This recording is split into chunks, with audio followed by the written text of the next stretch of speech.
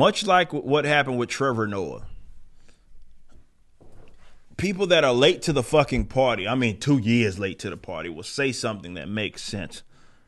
Or at least, I don't want to say like the entire context of the statement, but it'll be some line that they'll say like, oh, wow, you stumbled across something and you think because it came from you, it's like uber profound.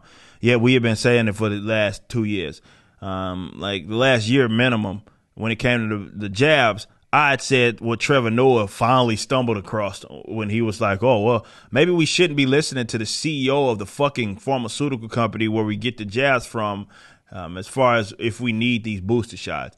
Oh, wait a minute. I've only said that like long before you said it. And it's funny because these guys are so out the loop and they're so confused when it comes to their adversaries in the actual arguments that they think that they actually stumbled across it, and they think that they're actually the ones that are being profound. Mr. Potato Head also says some interesting things here, some of which is stupid, but some of which is a little more interesting. Let's listen to what he had to say.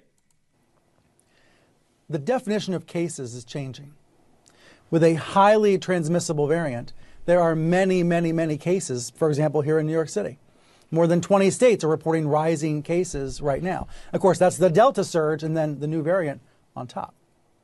So with this inevitability about more and more and more cases, what's the better metric to be using? Again, he's talking as if he's saying something new. I did like a video a year and a half ago talking about my cases. I did a video a long time ago talking about this.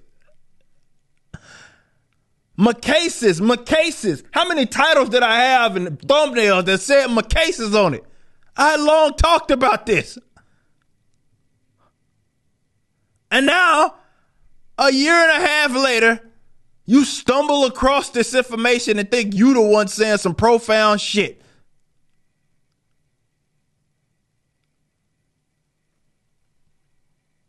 This guy's 35 years of age, by the way. How should we be evaluating the fight against COVID? Does the NFL point the way forward? The NFL this weekend saying, we're not going to be testing every player all the time for COVID because a lot of them are positive and they don't even know it because they're asymptomatic. The NFL is only going to test if people show symptoms, if players show symptoms. Again, I had been saying that should have been the case a long time ago. Why the fuck are we mass testing people that aren't even sick? Why? If you could you imagine testing mass, everything from the coronaviruses associated with the common cold, to the flu and other respiratory illnesses and bacteria and viruses that people carry around every day. And we had a ticker that showed it. They could scare you into doing any fucking thing. This is why I said this right here, we had never done it over the course of human history. This was unheard of. Where you mass test like this for something with such a high survival rate. We never did anything like this. And I said, along with others, that the fact that there's even mass forms of testing makes no fucking sense. Imagine that. You've heard people say this. This is not new. Imagine that. People that have said, they say, imagine a pandemic so deadly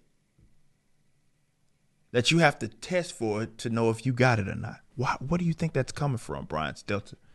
And other dipshit media that are finally, in the NFL, finally coming to terms with, oh shit, we had told people to get jabs, they wouldn't get it, they still got it. We told them to get a double jab, they said we wouldn't get it, still got it. Now we got them getting boosters, and these motherfuckers still getting the shit. Okay, the jig's up. Maybe we shouldn't be looking at my cases all the time. What the fuck? I've been telling y'all this forever. Is that the new way forward? It feels to me like in some media circles, this was the week where getting COVID became an inevitability. No, like it's funny. You see, he's even admitting to, well, this was the week. No, motherfucker, that was always the case. We had always been saying, well, at some point in life, probably every last one of us is going to get it.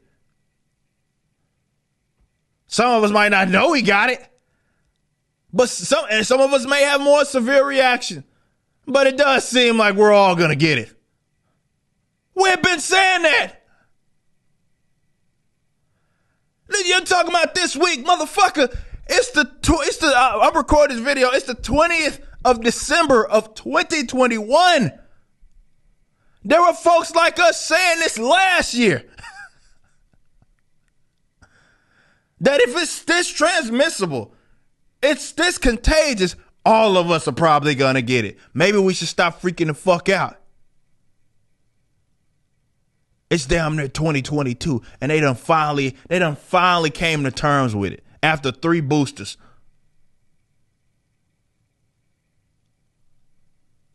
There's this acceptance that everybody's going to get COVID eventually. Tens of millions of Americans already have, and everybody else is going to at some point. Well, like, again, we'd already come to terms with that, Brian Stelter. This is what happens when you don't listen to the other people on the other side. These people don't. This is why it sounds like they're attacking a meme, right? They're attacking something that they made up, a boogeyman, that they think there's an argument that you make, the old red hat, MAGA hat wearing Fox News supporter. This is what they say. Like, if you just took the time to listen to people outside of your fucking bubble, you would have understood this. These are arguments that many of us have been making on YouTube fucking forever.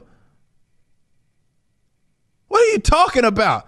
It's like, check out the big brain. I guess on this big egghead ass. Got a massive brain in there coming across this information. Is that the proper approach? Just to accept that at some point you'll be infected, which doesn't mean you'll get sick, doesn't mean you'll suffer. But it's whoa! Imagine that! Imagine that. That it sounds like you may get it and you might not get sick. Right?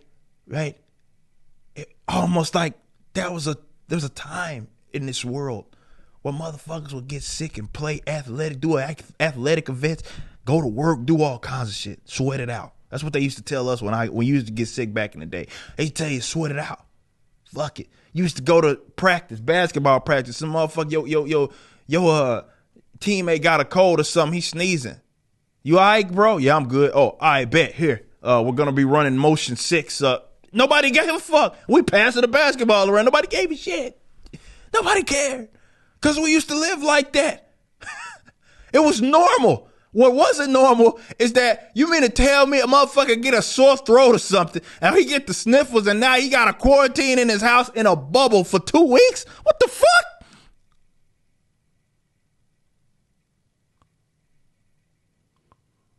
This is unlike anything we'd ever done. This is why folks like me had been saying, like, what the fuck are we doing, guys? None of this makes any fucking sense. What are we doing? What are we doing? Why are we doing this? Oh, you're being a conspiracy. No. Just, I know you got the memory of a fucking goldfish, but I'm just asking you to think beyond what happened last week. This is unlike anything we'd ever been saying, ever seen. Not that I ain't talking about the virus. I'm talking about y'all's reaction. At some point, everyone will be infected. Is that the proper approach now?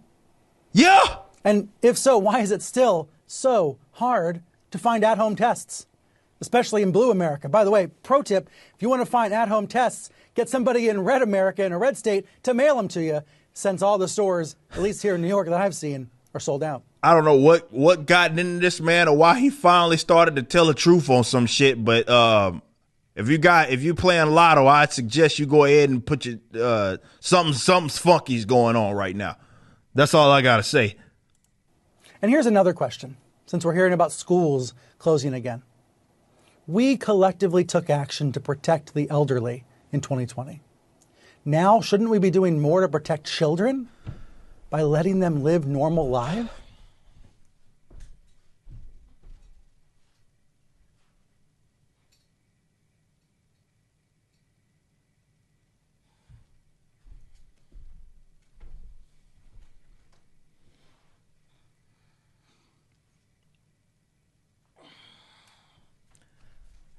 Okay, guys.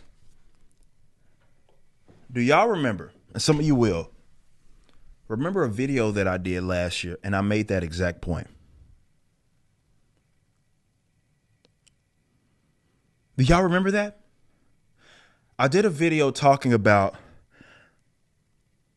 how weird it was that we are going to sacrifice young people for the sake of the elderly. Do y'all remember that? Where I said that, for example, like my grandma would not have it that I didn't live my life for the sake of trying to protect her.